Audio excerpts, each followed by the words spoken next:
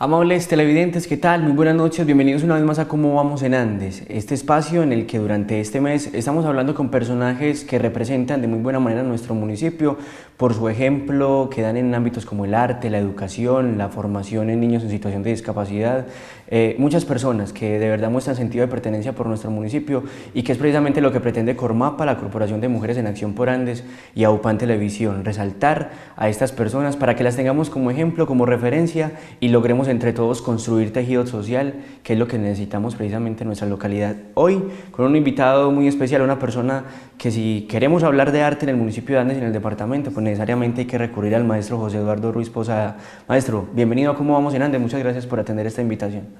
Buenas noches, gracias a ustedes por invitarme. Le doy un saludo también a todos los televidentes. AUPAN Televisión siempre ha hecho presencia también en estos espacios del arte. Estoy acá para dialogar un poco con ustedes.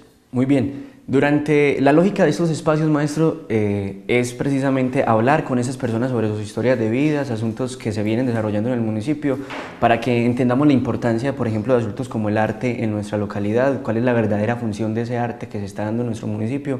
Así que los invitamos televidentes para que se pongan cómodos y estemos todos en sintonía hablando con el maestro José Eduardo. Maestro, empecemos hablando entonces de eso del arte. ¿Cómo inicia en usted la pasión por esto de pintar, de las artes plásticas? Bueno, la historia del arte en mi vida tiene que ver con algo que viene, no sé de dónde, es una cuestión genética, pero no sé de dónde lo traje, porque cuando yo era un niño era pintor o era un hombre demasiado, digamos, gomoso en el arte, muy interesado en hacer arte.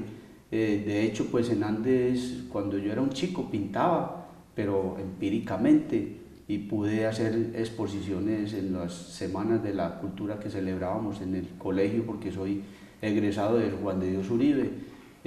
Tuve entonces la gran oportunidad de poder estudiar también arte en academias, en la Universidad de Antioquia, y eso me formó como artista, pero definitivamente eso era un talento que tenía yo en mis entrañas, pues, la vida me dio la oportunidad de sacarlo y de ponerlo a producir también. Bueno, ¿cómo fue ese asunto, maestro, de partir a la ciudad de Medellín a estudiar a la universidad, a una universidad muy prestigiosa como es la Universidad de Antioquia, en este asunto del arte? ¿Por qué decidirse por el cuento del arte cuando vivir del arte es tan complicado en un país como el nuestro? Sí, precisamente cuando era un chico estudiante acá en el Juan de Dios Uribe, ya tenía como proyectos en mi vida para irme a estudiar. Como yo fui egresado de la parte técnica del Juan de Dios Uribe, o sea, de mecánica industrial, salí de bachillerato como técnico industrial. Entonces me fui a la universidad y me presenté a ingeniería mecánica. Pasé a la Facultad de Ingeniería de la de Antioquia, año 1977. Estando allí en la facultad, yo hice 4 semestres en la Facultad de Ingeniería y los semestres en ese tiempo eran de 1 año y medio. Pero bueno, ahí íbamos en la lucha. A la par empecé a hacer una carrera tecnológica como delineante de arquitectura en una academia en Medellín que se llamaba ASTI, Academia Superior de Estudios Técnicos Industriales. Allá me hice también delineante de arquitectura. Y en la universidad tenía una materia en la carrera de ingeniería con un profesor que para mí es mi gran maestro, mi primer gran maestro, y todavía está vivo. Este señor se llama Alonso Ríos, es uno de los maestros escultores grandes de Antioquia y un gran pintor, y sobre todo un gran maestro desde el alma, pues, de lo que ese señor era. Veíamos una materia llamada dibujo artístico con él, y él era artista, él no era ingeniero ni nada de esto, pero este señor me tocó.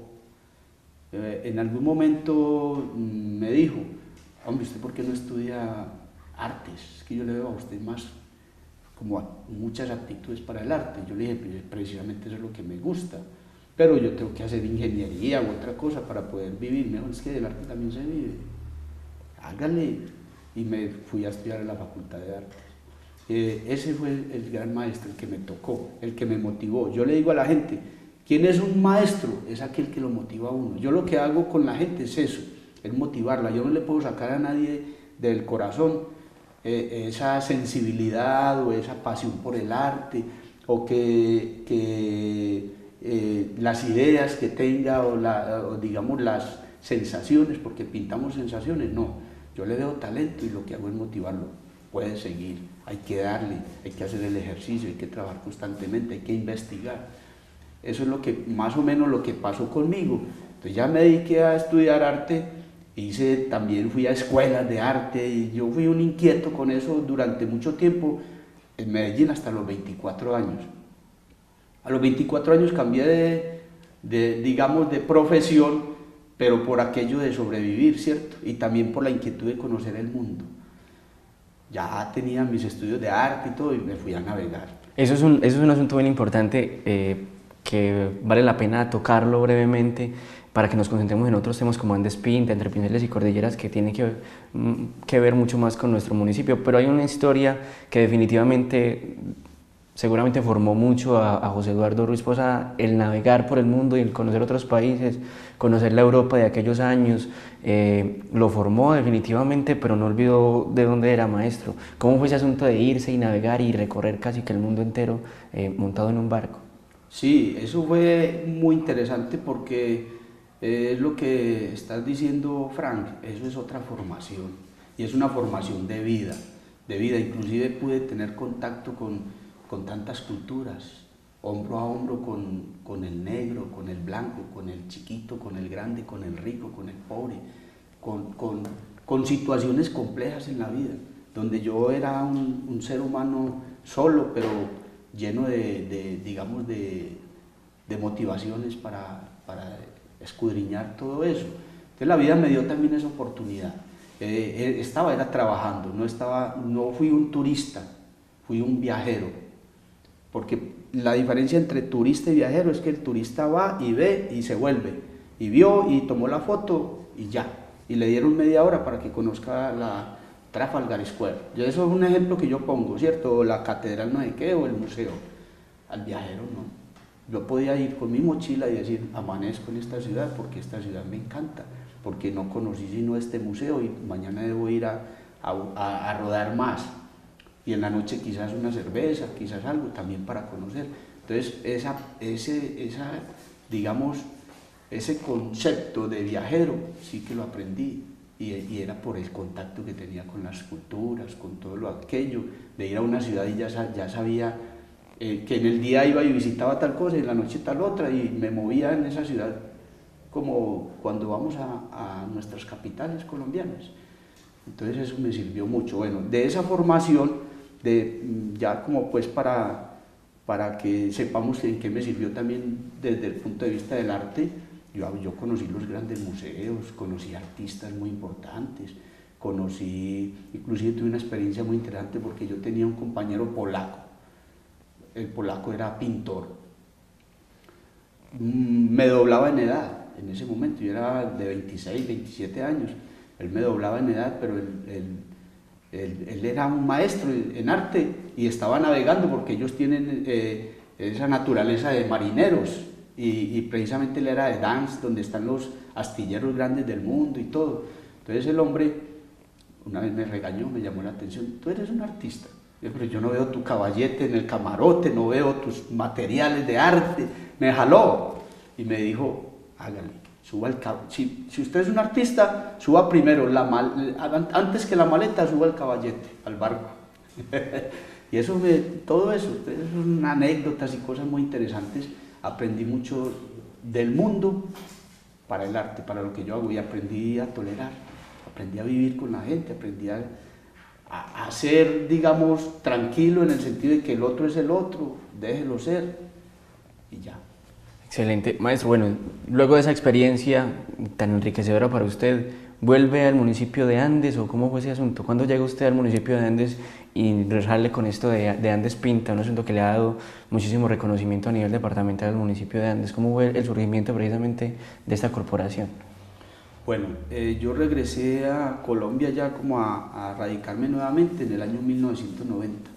Yo estuve entre 1982 y 1990 haciendo estos viajes por el mundo, Asia, Europa, toda América, bueno. Y en el 90 me radico en Medellín y empiezo a trabajar en el arte nuevamente y a vivir, a vivir. De ahí ya me casé, adquirí pues como mi propia familia, mi esposa, mis hijos, en fin. Y en el año 1994, Gustavo Zapata escribió el primer libro grande pues, que él hizo de historia de Andes, que se llama Escritores Andinos. Tuve un contacto con Gustavo porque fuimos amigos de la infancia, de la juventud, allí en el barrio San Luis. Entonces Gustavo y Jorge Aurelio Toro me invitaron a hacer una exposición en Andes. Yo hice una exposición individual y a raíz de eso Gustavo me dijo, ¿por qué no me hace la ilustración del libro?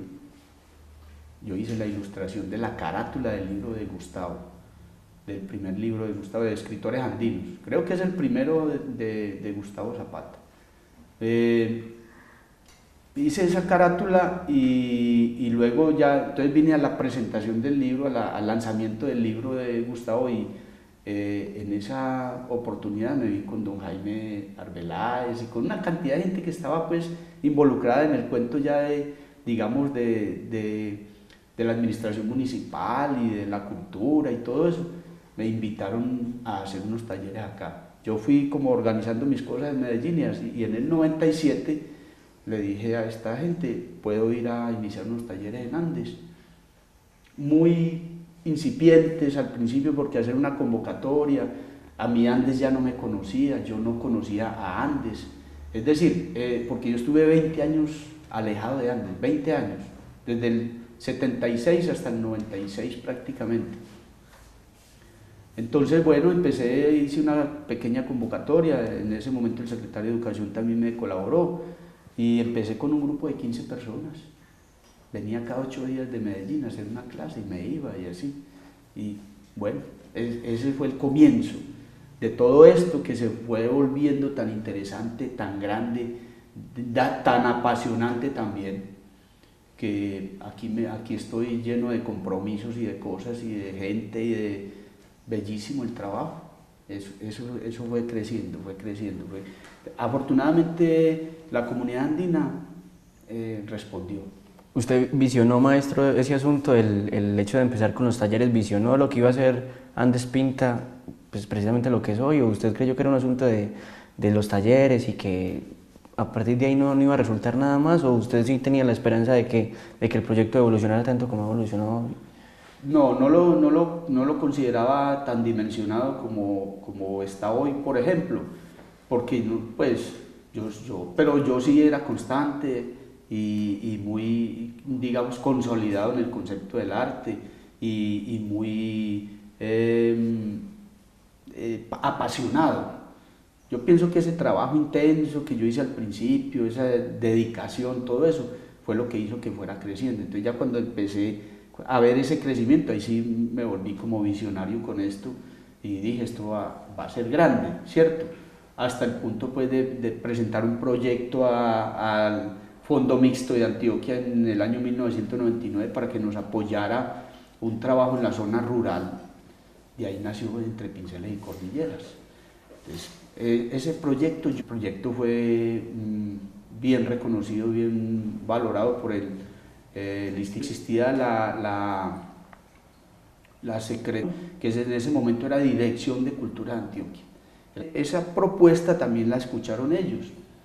Oh, qué bien, y ahí me hice parte de un inventario de artistas que ellos manejaban en Antioquia, se llamaba Red Departamental de Artistas Plásticos de Antioquia.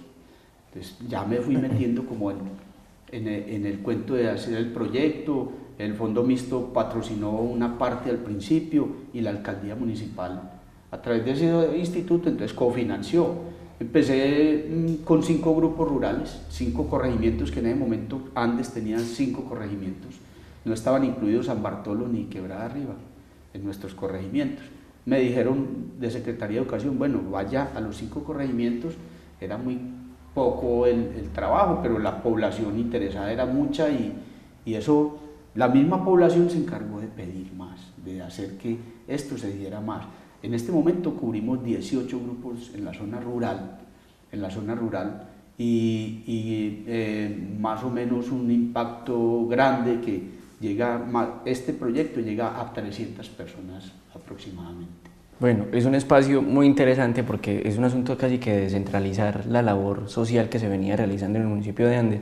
Yo creo que la verdadera función social del arte es esto, llegar a los lugares, a la periferia como llamamos algunos, a lugares donde muchas personas normalmente no conocen esto del arte, y cambiar ese asunto usted, maestro, de estar en las grandes ciudades donde la industrialización y otros asuntos, otras lógicas que ha dado nuestro mundo han sido muy diferentes a las nuestras. En materia de arte, cómo concibe la gente del campo el arte, la gente del municipio de Andes y la gente pues precisamente de las grandes ciudades. Son asuntos muy distintos, son mucho más recursivos las personas del campo. A ver, eso me parece muy interesante lo que estás tocando, Frank, porque yo me he reunido inclusive en conversatorios interesantes que hacemos nosotros en el Palacio de la Cultura de Medellín para hablar sobre arte con otros artistas, con amigos. Y yo soy capaz de afirmarlo, la contemporaneidad está allá, en el campo. La contemporaneidad no solamente está en las grandes academias de Nueva York, ni de París, ni de Tokio, está en el campo, en San Agustín, donde una mujer va con un niño cargado, tiene que caminar 2 o 3 horas, desde un monte baja a su clase con el niño y pinta, y es con el niño, y lo ha amamantado en la clase y pinta. Por Dios, eso es grande. Una persona como este señor que se llama Félix de San Agustín, pinta, de 80 años, y apenas descubrió el arte, y ese está encantado, ese señor. Y sus hijos le valoran el trabajo, y inclusive consiguió una cámara fotográfica. Es un señor que va a una cita médica a Medellín y toma fotografías de los cuadros que ve. Ya le interesa el arte y lo quiere tocar y me pregunta, bueno, ¿y ese cuadro por qué tan raro? Él ve, digamos, una obra espatulada y viene y me consulta, ¿qué pasa? ¿Eso qué? Claro, entonces él está evolucionando a los 80 años. Así, entonces esa comparación de las grandes ciudades del mundo con lo que nosotros tenemos acá es interesante. Es que para mí lo que hace el arte es el contexto. O sea, ¿cuál es el contexto de estas personas campesinas? Es que, por eso digo que es su contemporaneidad, es que a una mujer campesina no le podemos hablar de Kandinsky. Yo les hablo, pero les digo, son otros personajes, otros grandes artistas de la humanidad, Picasso, pero yo no puedo, ellos no saben qué es la suma de los ángulos de un triángulo. Para hablarles, digamos, de perspectiva, de puntos de fuga, de una composición artística muy tesa. No, ellos tienen que remitirse a lo que a su lenguaje y a su momento, a su situación, a su entorno, y es ese.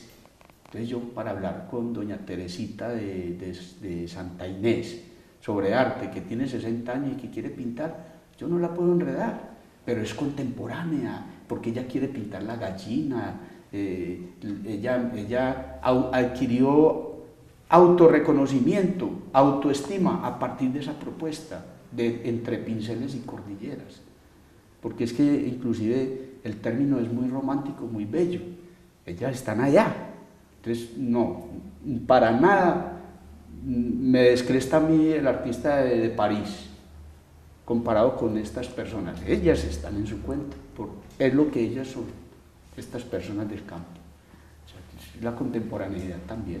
Perfecto. Historias como esas entonces son las que pretendemos mostrar durante este mes de agosto de la mano de Cormapa, la Corporación de Mujeres en Acción con Andes, en Acción por Andes, porque precisamente actos como los que hace el maestro José Eduardo en nuestro municipio generan tejido social, que la gente del campo empiece a conocer el arte y empiece a plasmar en esos cuadros todas y cada una de las cosas que viven a diario, su cotidianidad, el asunto, lo que sienten, de verdad que empieza a transformar muchísimo la mente de estas personas y empieza a generar un asunto de sana convivencia en el municipio.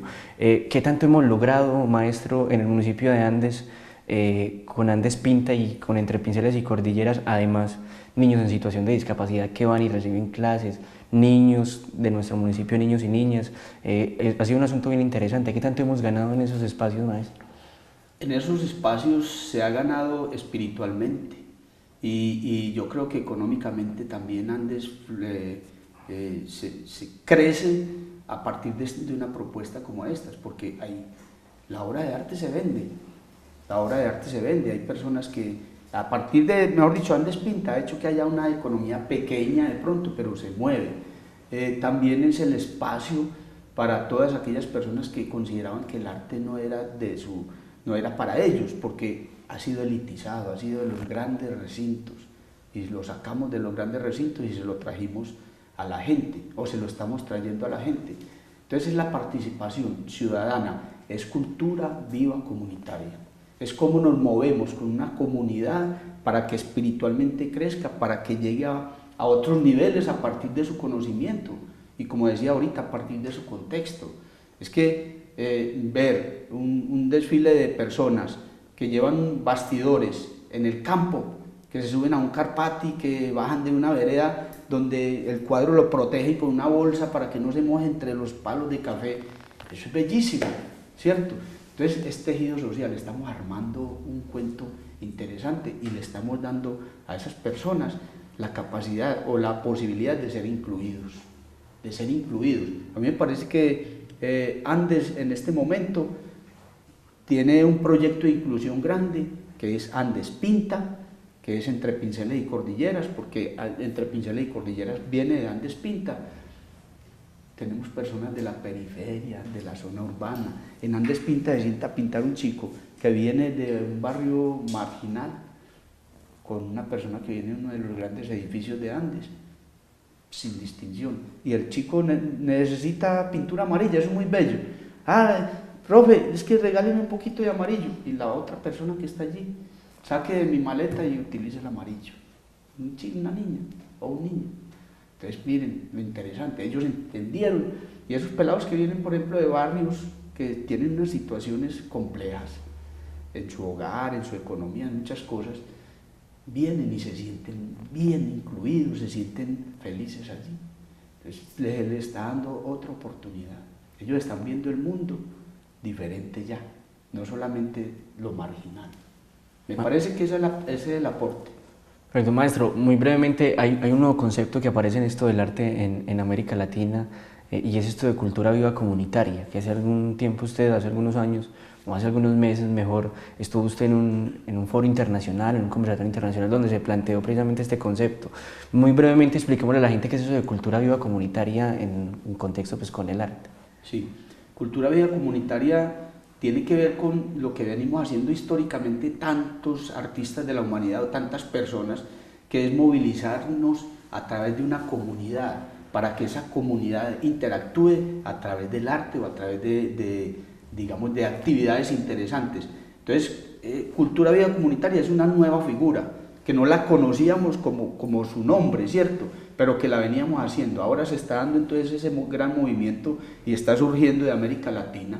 Yo precisamente fui invitado a ese congreso donde estuvimos argentinos, venezolanos, había gente de Bolivia, de Perú, gente de Colombia, y estuvimos reunidos 3 días trabajando en cultura viva comunitaria, y por eso ese concepto yo quiero como fortalecerlo, que nos demos cuenta que lo estamos haciendo nosotros, que lo venimos haciendo con todas las especificaciones que podría tener el concepto. ¿Por qué? Inclusive fui uno de los pocos pintores invitados a ese evento, porque generalmente lo hacen los del teatro, los de la música, los de poesía, ¿cierto?